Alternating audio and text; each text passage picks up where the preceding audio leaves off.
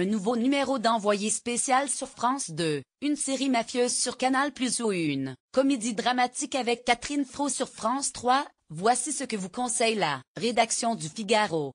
Pour vous aider à faire votre choix parmi les émissions diffusées ce jeudi 8 mars 2018, la rédaction du Figaro a sélectionné films, séries et divertissements à regarder. Pour l'ensemble des programmes, n'hésitez pas à consulter notre grille. Marguerite, à 20h55, sur France 3 Paris, année 1920. Femme fortunée, Marguerite Dumont s'ennuie. Heureusement, il y a la musique et surtout l'opéra pour lequel elle nourrit une véritable passion.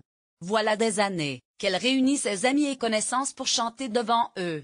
Marguerite chante terriblement faux, mais personne n'a jamais osé le lui dire et tous l'entretiennent dans l'illusion qu'elle a du talent. Elle doux, bien sûr, mais galvanisée par tous ces éloges, elle se met bientôt en tête de se produire à l'opéra, devant un vrai public. La critique et le public ont acclamé cet opéra tragicomique, racontant l'histoire d'une cantatrice qui porte au sublime l'art de chanter faux.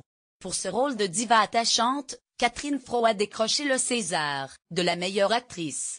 À lire sur ce programme, le film à voir ce soir, Marguerite sous influence. À 20h55 sur Arte, une femme menottée au trait tiré est escortée vers un fourgon de police au petit matin pour traverser Londres.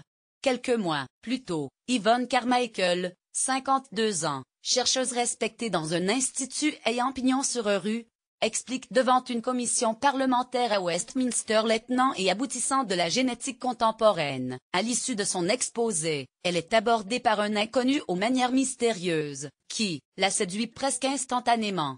À lire sur ce programme, sous influence, la descente aux enfers d'une femme infidèle, à 21h sur France 2. L'exécuteur, confession d'un DRH. Il s'appelle Didier Billet. Pendant 22 ans, il a été DRH pour des multinationales. Aujourd'hui, il témoigne pour la première fois des redoutables méthodes qu'il a employées pour mettre la pression aux salariés et les licencier, parfois sans aucun motif.